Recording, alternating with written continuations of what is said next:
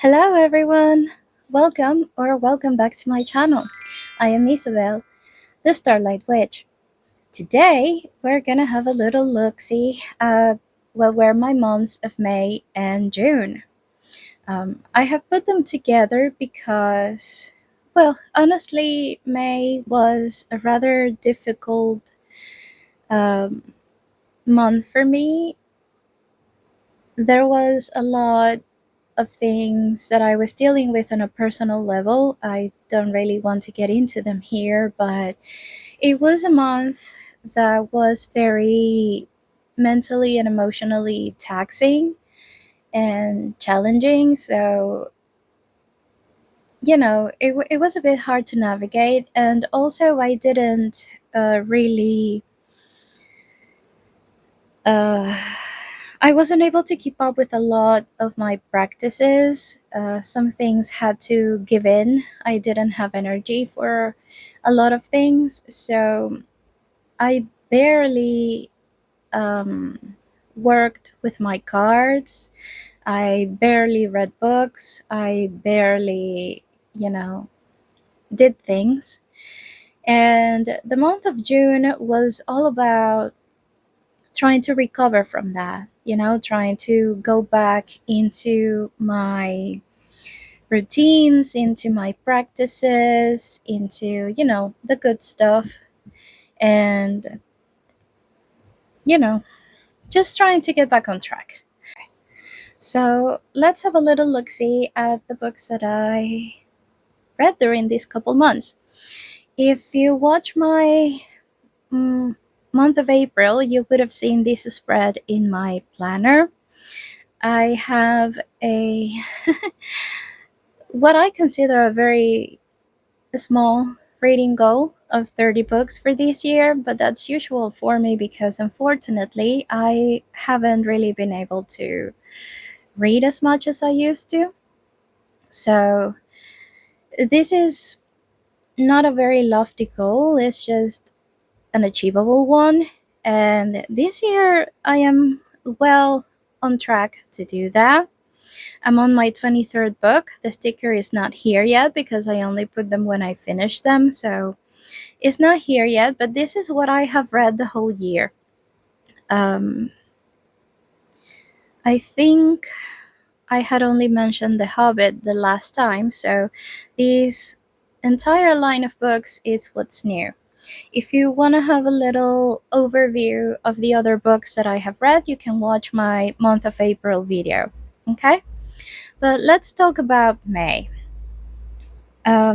During the month of May, the only thing that I was actually able to do was finish The Hobbit and do most of the Fellowship of the Ring.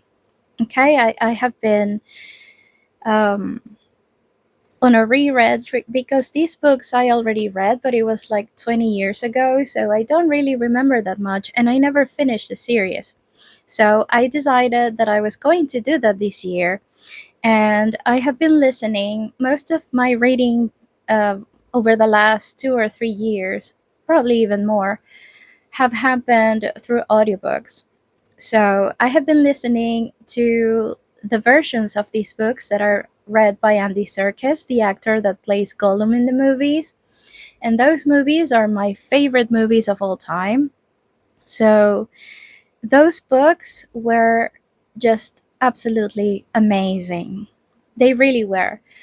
Um, Andy Serkis is not only a fantastic actor, but I realized while listening to the books that he was trying very hard to keep the experience of those audiobooks as similar as possible to the movies.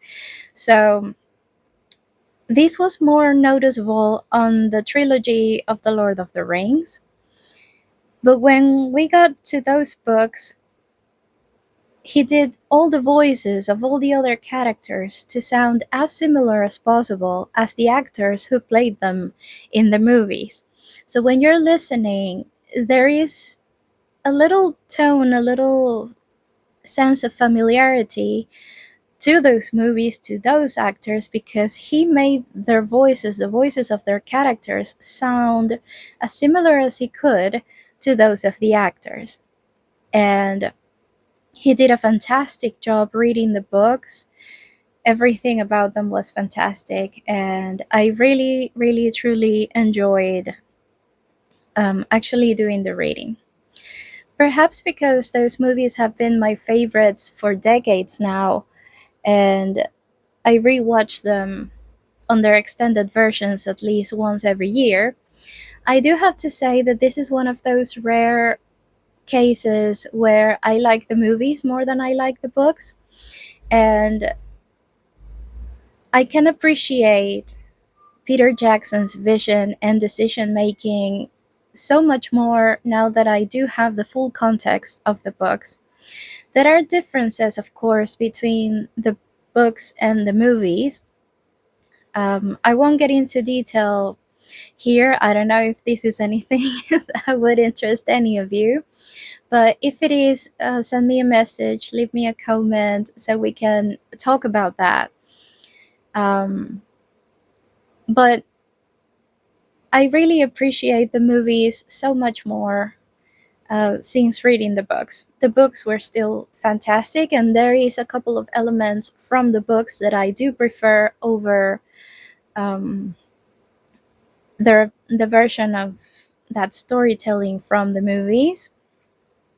But it's absolutely fantastic. And if you like audiobooks, I could not recommend more to listen to the Andy Serkis narrated ones. They're just fantastic. Hands down, amazing. They are serious standouts for this year. After that, I almost fell into a reading slump because, well, that was epic, and I did actually rewatch all the movies after finishing the books, and there was a couple weeks there when I wasn't reading anything. And so I decided to try and do the same, reread a book that I enjoyed and continue with the series because I never finished them at the time. In that case, that was Stalking Jack the Ripper. This is a YA book. It's sort of a historical romance kind of thing. It's, as you can imagine, is based in Victorian England, and it is the story of Audrey Rose. Um, she wants to be a forensic physician. She is the apprentice to a forensic physician who happens to be her uncle, in a world where those kind of professions and interests and things were not, things for women, right? There was a lot of what's the word? I can think of the word right now. Maybe contention. There was definitely a lot of prejudice around that kind of profession. So there was a lot of scandals surrounding her family, and she had to do everything in secret so people wouldn't be talking and it wouldn't bring, a disgrace to her family or anything like that. And since her uncle worked with Scotland Yard, they ended up um, working with the victims, well, with the with the corpses of the victims from Jack the Ripper. So there is kind of a thriller, or at least mystery element to this book, kind of whodunit sort of thing, where they were trying to figure out who the killer was and all of that. And of course, there is a little bit of romance um, with a really nice boy who was also an apprentice to her uncle for forensic sciences. Um, and it was really enjoyable. Um, I'm not going to give any spoilers here, pretty sure that everything that I have mentioned is easily, if not in the back of the book or, you know, the summary or things like that, then it's in the first chapters. No spoilers. But it was very enjoyable. I did figure out who the killer was fairly early on, but that didn't diminish my enjoyment of the book, if that makes sense. Now, I do want to continue. I'm just waiting for the audiobook to be available in my library any minute now, hopefully. So that's why I haven't continued. But as soon as the second book, which is called um, Haunting Prince Dracula, so that's going to be interesting. I'm going to be listening to that one as well. But while that book becomes available, I jumped into a nonfiction book called Venus and Aphrodite.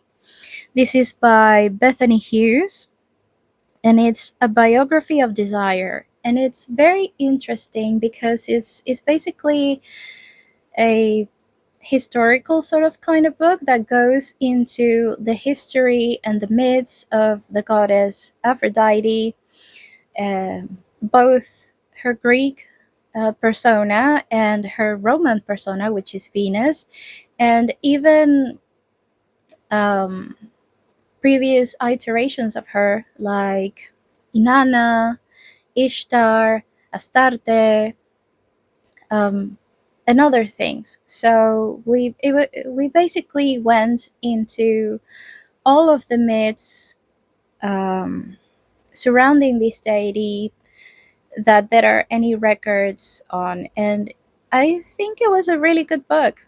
It was a really good book. I found it super interesting. There is also a little bit of an analysis of how her image and her lore has changed with the times, with every civilization that has adopted her myth. So, if this is something that interests you, if a Greek or Roman mythology are of any interest to you, or you'd like to know more about this goddess, I work with her personally, so it was really nice and really interesting to read this book about her, so I highly recommend it. And the last one that I read, although I technically finished it, I think it was the 1st of July. Well, no, it was definitely before July. Was A Wizard's Guide to Defensive Baking by T. Kingfisher. I first saw this book in one of Marine's, my friend Marine from The Waves of Your Soul, in one of her wrap ups. And I found the premise really funny. And as I was looking for another book to read, because, well, the sequel to this one is still not available from the library, I found that this one was available within the Audible catalog. So I decided to listen to it, and it was absolutely hilarious. It was great. It's this cozy fantasy about a 14-year-old girl named Mona, and she is a wizard, but her powers revolve all around dough. She can only make magic with dough, with bread, with cookies, and all of these kind of things. And it was just so fun and funny. It's a cozy fantasy, so there wasn't anything dramatic, and it's a short book. I would say it's kind of more like a novella rather than a whole novel. So it was a quick read, and it was so entertaining, so funny, and at the same time, it did have um, some comments, some interesting elements in there, but it was mostly just a lot of fun. It really was. There is also a little bit of a murder mystery there. There's a killer on the loose that's going after the wizards. She finds this dead body in her aunt's bakery one morning. Again, this happens on the first chapter, so no spoilers. And that's how she gets involved into a bunch of shenanigans. And I think that I'm gonna have a new favorite author. I have heard everybody and their grandma just obsessing and gushing over T. Kingfisher, and guys, I finally get it. I do. It was great. I enjoyed every minute of it. I would love to reread that book. I will definitely be doing so at some point in the future. And book number 23, which is not here and it won't be until I finish it, is another T. Kingfisher because I'm still waiting for Hunting Prince Dracula. Um, and this is Paladin's Grace, which is another fantasy, but this time is an adult fantasy that is based around a paladin whose god died, and now, well, he's trying to figure out what to do with his life now. Um, this is another book that I discovered thanks to Marine, and it was available and I just had to jump in. But of course, I'm halfway through it by now, but I will be talking about it in my July wrap up at some point after I've finished it and probably even read other books in the series. But thankfully, it looks like this year I am definitely going to reach my goal of 30 books. Hopefully, pretty soon. So I can go all the way to 52. I did do a little bit of an extended here. So I do have some space here in my planner for such shenanigans. So I'm hoping that this year I can get more reading done. And even though it was very slow over the last couple months, especially May, it feels like I'm getting back on track, and that is very, very good. Okay. Before we continue, please let me apologize because it's very hot in the UK and I need to have the window open and the fan on, otherwise, I cannot function. So, if you can hear noises, I'm really, really sorry about that. Um, but I really needed to function, okay? So, please bear with me. And let's get into other random favorites. So, what have I been doing instead of working with my cards and reading a lot of books? Well, I have been doing some crafts. The first one is I got myself this mini wooden wheel of the year. This is by RP Minis. I chopped up the box, saved some of it because, well, these graphics are really pretty and I might want to use them in a planner or in something. Um, but this is basically a little thing to put on a table, on your desk, on the altar here. It comes just like it is pictured here. So it's these laser cut wooden sort of little wheel. And it's really, really nice, very pretty. But I am a colorful kind of person.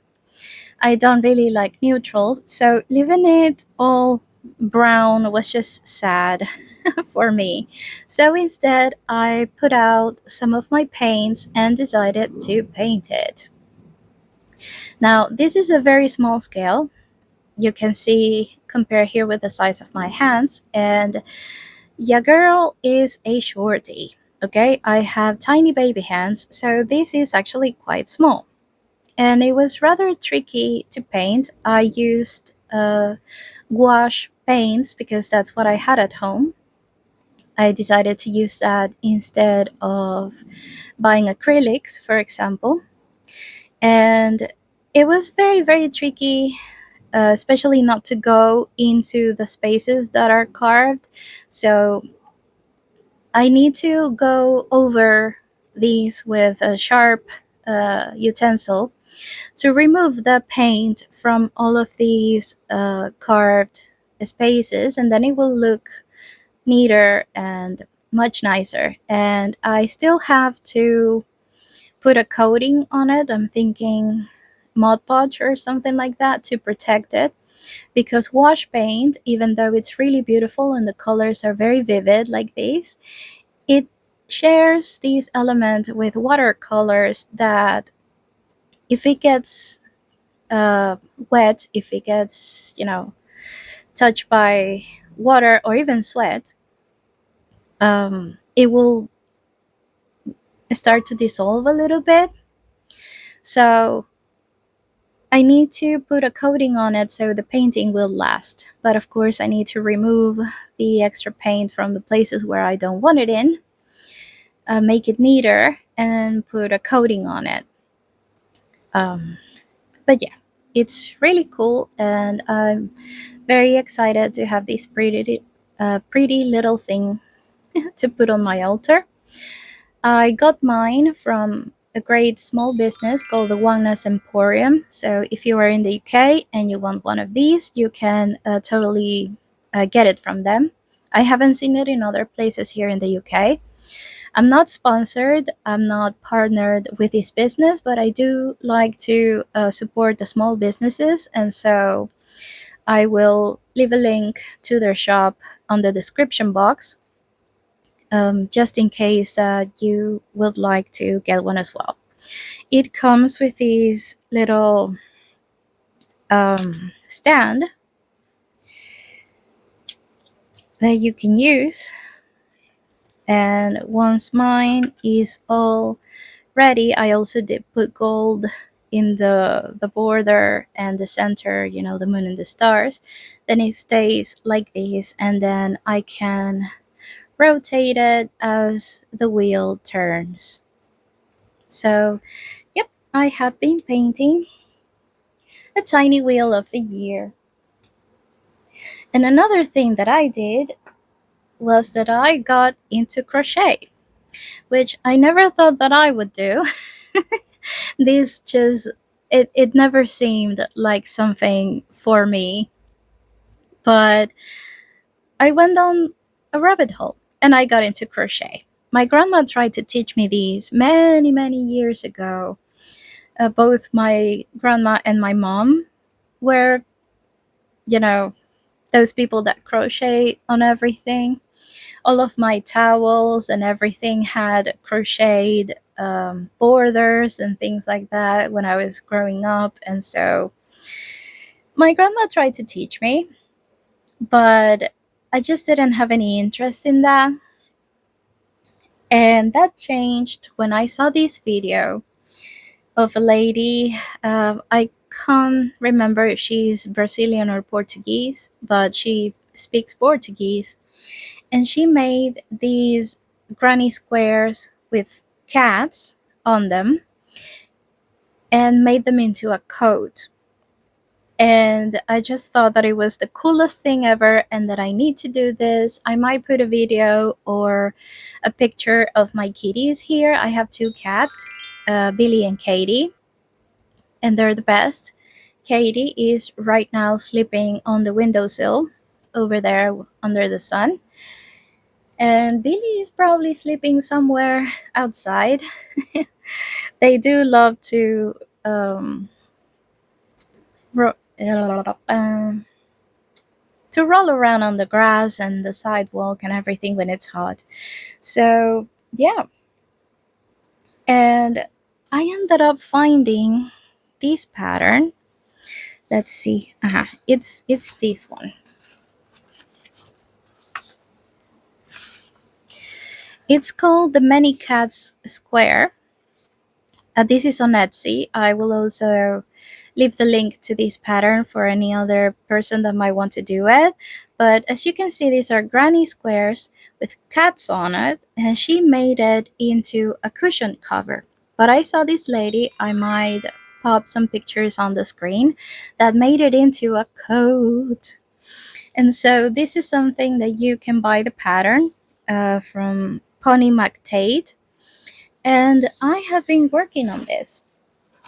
So I decided that I wanted to make it a coat, but then I went into the rabbit hole of reading about yarn and the different kinds of yarn and all that jazz. And of course, I just got into this, so I didn't want to buy expensive yarn. I bought just cheap acrylic one.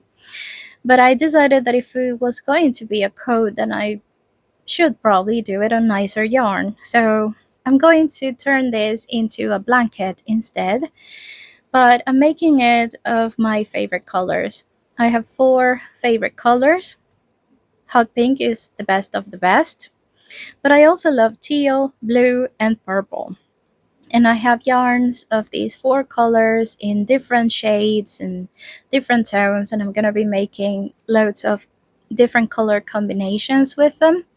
So far, I've only been doing my granny squares. I haven't started on the cats, but I'm going to put cats of all kinds in there once I get to that. But so far, I'm having fun making granny squares. And, someday when I finish it, I will post pictures and share probably. Um, what else? Well, let's see my journals. If you watched my April video, this is the one that I'm using for the Fellowship of the Weavers. When I showed it at the end of April, it didn't have any stickers in the cover, but I did put a couple stickers on it now. This one is a reward from a Kickstarter, the Steamboat Arcana deck. I have a walkthrough in my channel, so you can see that if you're interested. And this kitty here with books because of, well, the practice. Now, as I said, I did not do anything really.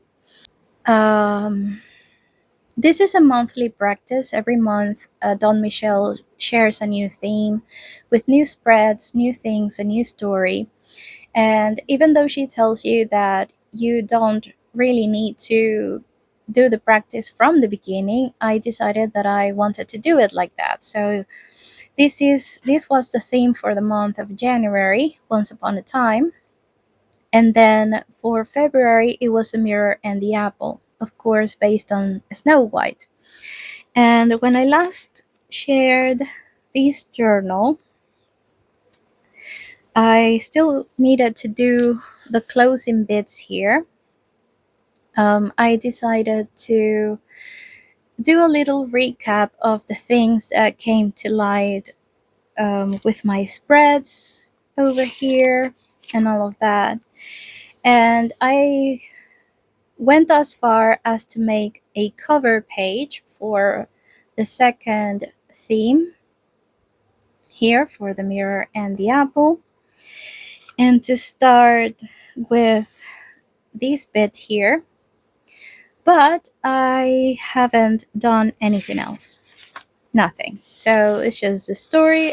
Here I'm supposed to do a spread, and then, well, it's just blank pages.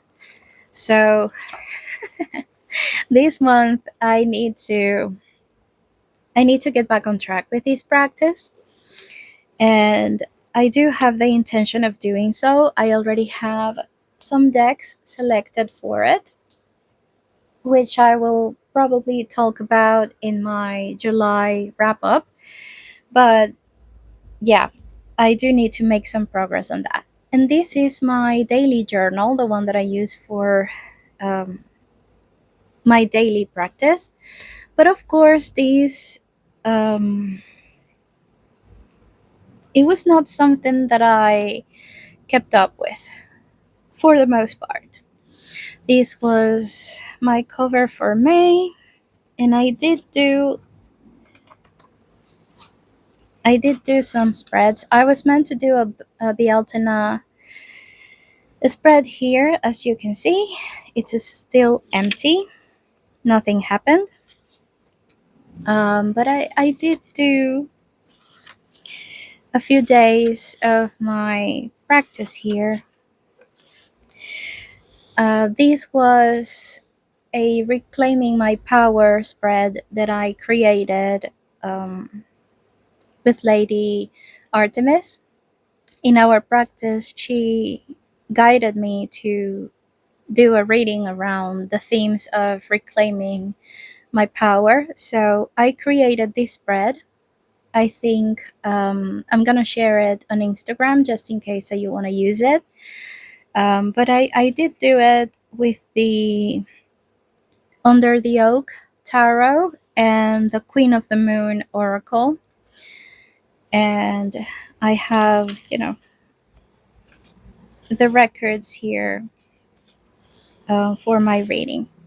There was a few days here that I um, I decided to do long form journaling instead of my usual practice because, well, I went a few days without doing any practice at all whatsoever, and I had a lot in my mind, I had a lot in my chest.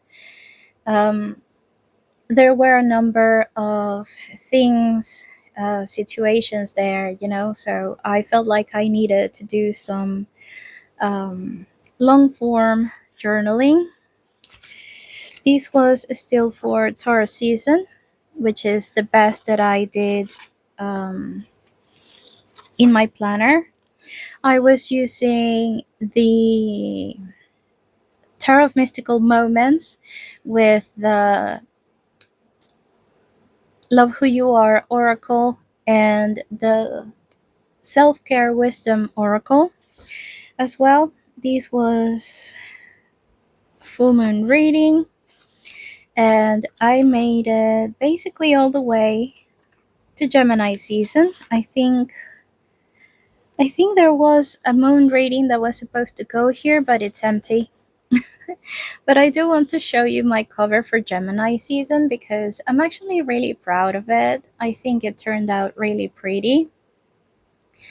I just really like it. I incorporated a number of things. This, for example, is actually from a shipping label. I bought some herbs that came all the way from Greece, and I thought that this was really cool.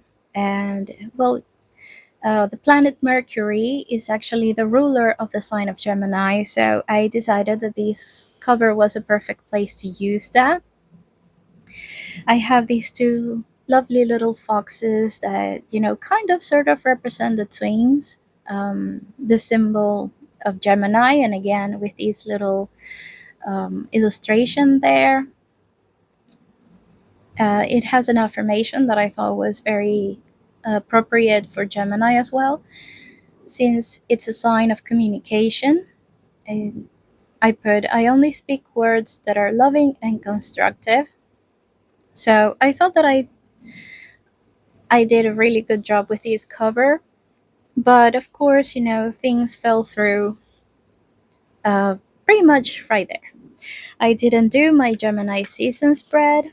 I usually do the ones by the tarot professor. I really like her zodiac themed ones. And, well, some long form journaling. Then I started working with my decks from Gemini season. We're gonna go to that in a moment. There was supposed to be a moon reading here, which I haven't done. And there was a little bit of work here, but not a lot. Just a few days, really. Gemini season is pretty much empty. And then we go into Cancer season. Another cover that I really like. I, of course, went for a sea kind of theme. So we have seashells, of course, we have crabs, we have a mermaid, we have some palm trees. you know, there's a couple of moons here because the moon is the ruling planet of the sign of Cancer. So I really like this, but I didn't do any work in Cancer season during the month of June. So, of course, I haven't done the reading, I haven't put the decks that I use, and I have a number of things. I mean, there was supposed to be a Litha spread here, and then a moon spread here.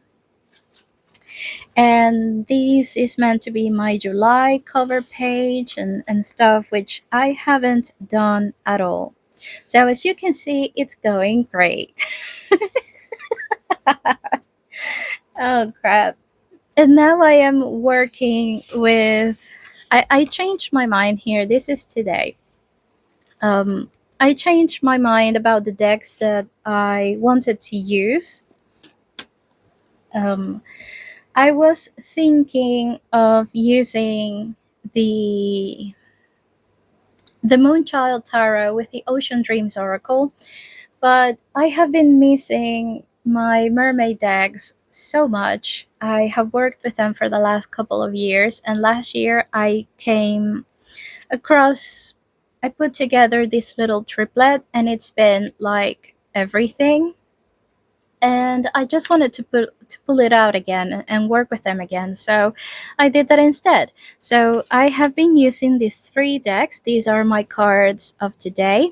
I will of course talk more about this trio in my July wrap up eventually, but this is the Mermaid Tarot by Lisa Robertson and published by Llewellyn. Love, love, love, love, love this deck.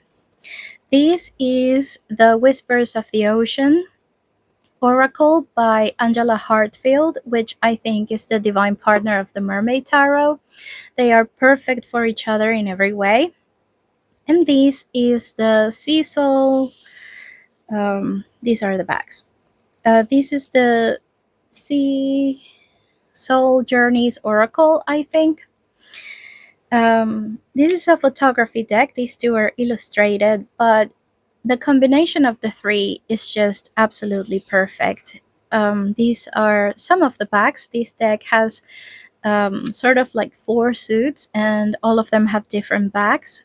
And this trio here is just everything. It really is. It delivers just the best messages. See, today I had a lot of things to do, a lot of things on my to do list, some of them adulting, and a number of videos to film for my channel. And then we have this one here telling me, okay, you need to use your time wisely if you plan to get all of these done, right? And then I got this one that says, Heard, may your brave call be carried on the wind. And on the guidebook, it says, may you be witnessed and may you be supported by a loving community. And considering that half of my plans for today is filming a number of videos for YouTube, that just felt so beautiful. Like it was everything. But of course, I'm gonna be leaving these a proper talk and showing you more cards for the July wrap up. So we're gonna save it from then and then. Oh, I forgot another favorite, and it is this little game, Fae Farm. I know that this came out probably last year or something. This is not new in any way, shape, and form, and everybody and their grandmother has already played it, but me. But I try to be very conscious with how I spend my money, and these games are not really cheap. And when I already collect decks. I kind of collect books, though that has gone down significantly since I started collecting decks. So those that doesn't leave me a lot of money left for other things. So I found a used copy of these and I got it. And this is everything that you could possibly love in a cozy game. It has the most beautiful graphics. It's sort of like Stardew Valley, but with cuter graphics and, in a little world of magic and fairies. And I absolutely love playing this game. It's adorable, it's relaxing, and it's been absolutely wonderful. Super recommended. And let's get into my deck haul. One of the decks that I got is the Angels and Ancestors Oracle cards. I got this one to use it in my practice, and I found a used copy on my favorite app that came with these crystals as well.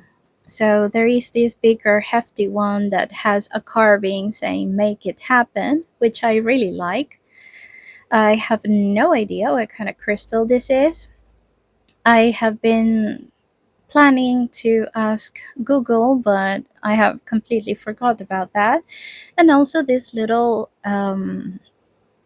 ball, it has a bit of a druzy part in here. I also have no idea what kind of crystal this is. The seller didn't say, so I'm gonna have to try and ask Google as well. And this was a deck that I told myself I didn't need for the longest time, but then I changed my mind and found a reasonably priced used copy. However, the seller did not disclose any of the flaws in this copy, so I got a bit mad when I got it because, well, the box is actually sun-kissed. It's the colors have faded. You can see it here. It's very colorful and then it fades, and it has some damage to the foiling in there. It's also um, faded in the back, and she had it like this was upside down, or the top was upside down, so this part is faded. This one has the original colors, and it's even more damaged in here. And even worse than that, it has a couple of cards. You can hopefully see it here. It's bent. The card is bent, and there's a few of them that are like these. Look at that. And that bothers me. So, and there's another card in here that is bent right on the bottom. Um, you can see it more clearly in the back.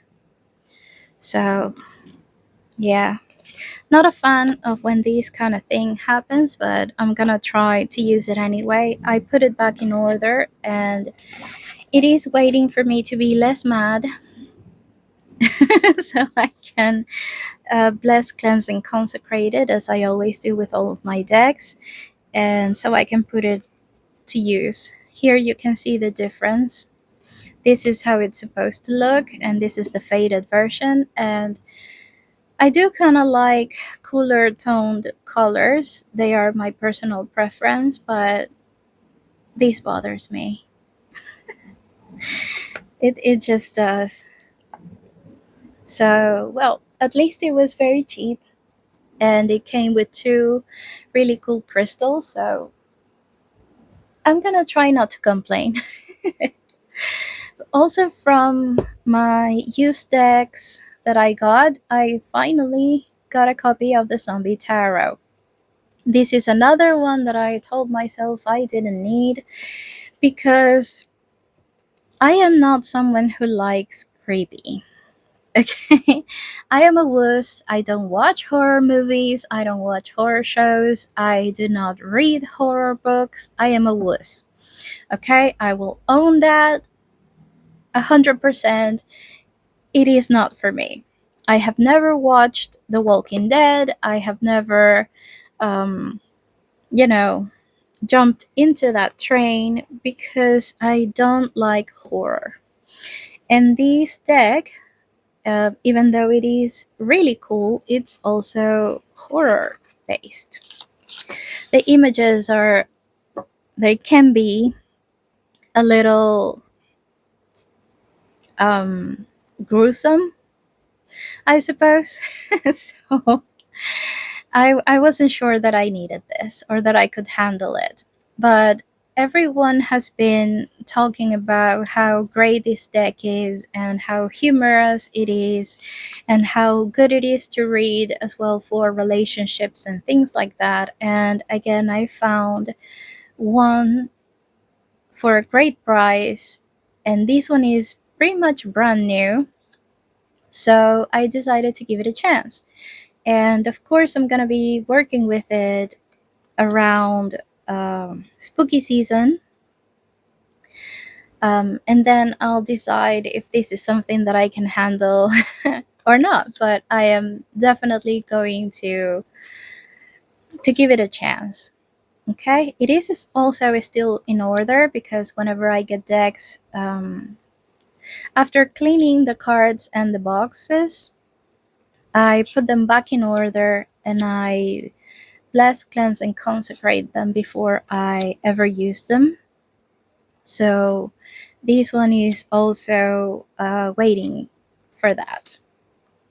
So I'm pretty sure that everyone has seen this deck. We're not going to spend a lot of time in it, but I shall report back somewhere around spooky season on how I got along with this deck. This is the Zombie Tarot, and it has the coolest box ever.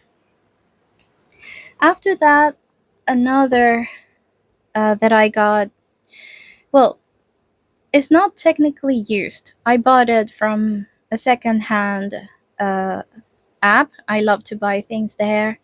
It's very bad for my wallet, but to be fair, I only buy things that are in very good prices. And this one was brand new and sealed. This I have been on the edge around it between, okay, maybe I need it, maybe I don't. Not sure what I'm gonna do here, but I have been sort of wanting this deck for a while. Found it for an amazing price, and so I decided to get it. This is the Herbcrafters Tarot by Joanna Powell Colbert and written by Letitia Guthrie. I'm pretty sure that everyone has also seen this deck, also waiting for me to do the thing. I absolutely love this deck.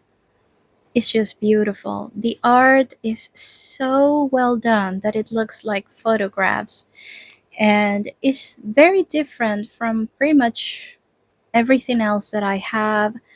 And I don't know, it has been calling to me for a while. I also do love that there's a little bit of Spanish in here. You can see it in the court cards. You know, um, I haven't read the guidebook just yet, but I'm pretty sure that I'm gonna find it rather interesting. So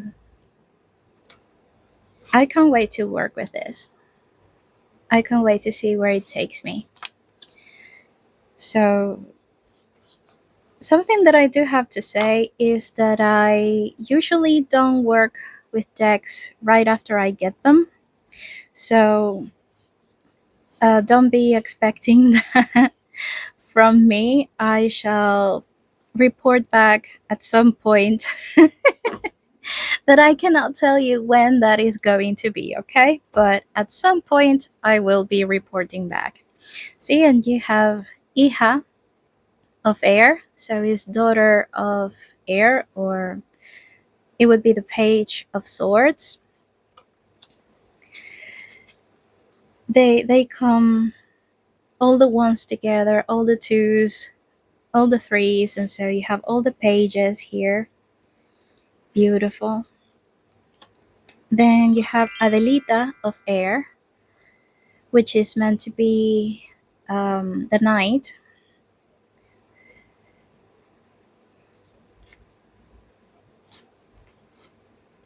And they are just beautiful. Then you have Madre, which is mother, and it is, of course, the queen. They are all gorgeous. And then Curandera, which is sort of like shaman, is a healer. Um, it means healer. So it's really interesting. It's really cool. And I'm very excited to work with this and see what it's got to teach me.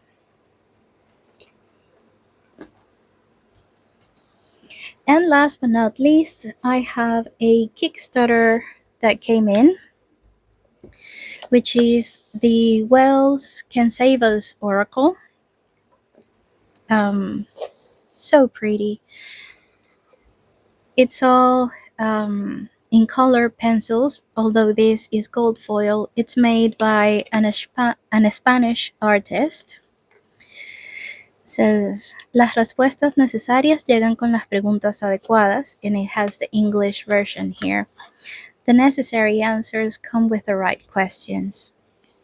And it's just very pretty.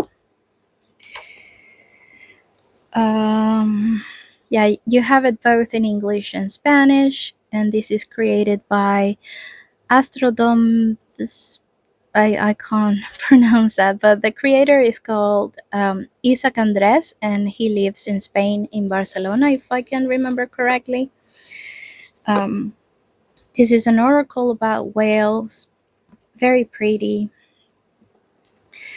This is really cool. Like, the backs are mostly different. They're not uniform. They're all different, all done by hand with color pencils, and it's just really pretty, really cool. I will be making a walkthrough of this deck, so you can expect it on a showcase Sunday at some point this month. But this is just really nice, and it has questions instead of keywords or anything like that. It has questions that could be used as journal prompts and maybe even spread positions on readings. So this is going to be a really fun one to play with. And I had an add-on that campaign for this deck, which is the Tarot Moody, also by the same creator. This is a Tarot de Marseille inspired deck, but with a celestial kind of theme. I will also be making a walkthrough of this deck because I haven't seen this pretty much anywhere, but it is a very, very beautiful deck. So you can also expect that at some point this month. But let's have a little preview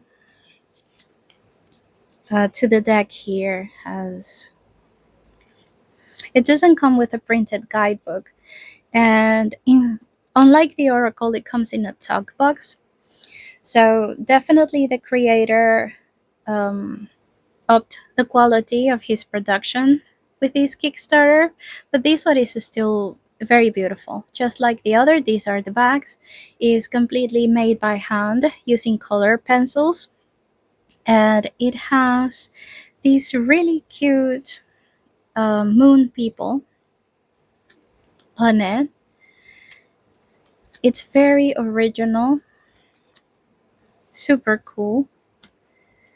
So it's very unique in my collection. Then we go into the minors and we have suns. It's Pipish as it is based on the Tarot de Marseille. This is a different suit I have to check which one is this, but this is like crystal balls. Really pretty. Then we have keys. Kind of sure that this is the swords suit. And it's these keys with eyes.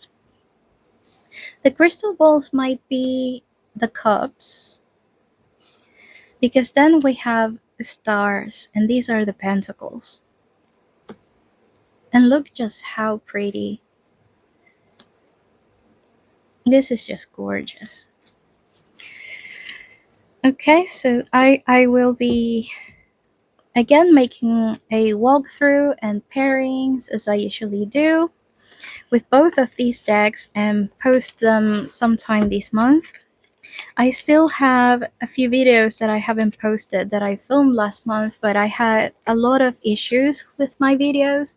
So I had a lot of corrupted files and things like that. And with everything that I had going on, I just didn't post all the content that I made. So you will see in many of my videos that I've been posting recently that I said that, I was um, deciding on my decks for Gemini season and things like that because I filmed those videos over a month ago. So, yeah, there is that. But I've been talking for a long time, so let's wrap these up. And these are the decks that I worked with during Gemini season. The very few days that I did work with my cards, it was with this little trio here.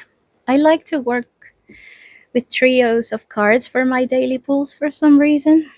Don't even ask me why, because I don't have the answer to that, but I'm random. Okay, I'm sorry. These are the Steamboat Arcana Tarot, which you can find in a walkthrough on my channel. It was a Kickstarter that came in April, I think. This is the Animal Apothecary Oracle, and this is the City of Dreams Oracle deck. I have the guidebooks in here, need to put them back on their boxes. And yeah, this was a really cool pairing. I loved using the Steamboat Arcana. It's just so much fun. It did bring a lot of fun and levity to my mood because I wasn't feeling great. So these made everything just nicer and fun, and it was really, really cool. You can see both of these decks on the pairings that I did during the walkthrough. I ended up choosing both of them to work with these, and the messages were very spot on. They really, really were. Just like the decks that I'm currently using, these two basically worked together, creating a coherent message, where you have like the big theme here, and then you go a little deeper with the oracle. And then the third one is basically the medicine that I need to apply regarding the theme that these two are talking about. So it was really nice to work with these decks all together. And yeah, I'm having a hard time putting them away, but I do feel the need for a change, and I really wanted to get my mermaid decks out. Because let's face it, I mean, the best part of summer has to be bringing out the mermaid decks and the sea theme decks. For some of us, that is just as close as we're getting to the sea or to the beach. I really miss it, especially Caribbean waters, the Caribbean Sea. But yeah, this is a really cool um, combination of decks. Okay, so I've been talking for way too long. I'm gonna let you go, but I hope that you enjoyed watching everything that I've been up to for the last 2 months. And if you'd like to see more from me, please like and subscribe. It will help me. It will help me grow my channel. And I'm also going to, I don't know what the right word for that would be, create maybe a second channel um, where I'm going to be doing readings. I'm going to be doing pick-up piles and other themed readings for people. So if you would like to see these decks in action or sometimes get uh, guidance from other people, then please consider subscribing or sharing it in case other people would need it. Um, but yeah, I'm gonna be doing that in the near future. But for now, thank you so much for watching. Thank you so much for being here. Tell me about your month, and if you like any of the things that I showed here today, it will be nice to hear from you. Okay, but thank you so much for watching, and I'll see you very soon. Bye bye.